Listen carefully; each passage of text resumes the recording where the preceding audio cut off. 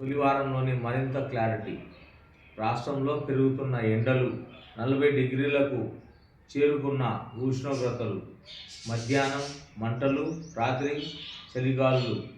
రాత్రికి హైదరాబాద్ ఈసారి దేశంలో సాధారణ వర్షపాతమే ఉండొచ్చని వాతావరణ శాఖ అధికారులు అంటున్నారు.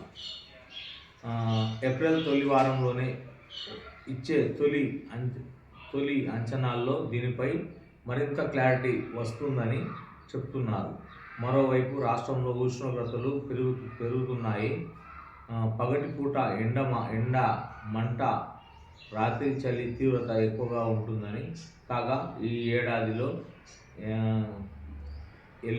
ఎల్నినో న్యూట్రల్ కండిషన్ ఉంటాయని ప్రపంచ వాతావరణ సంస్థ WMO స్పష్టం చేసింది.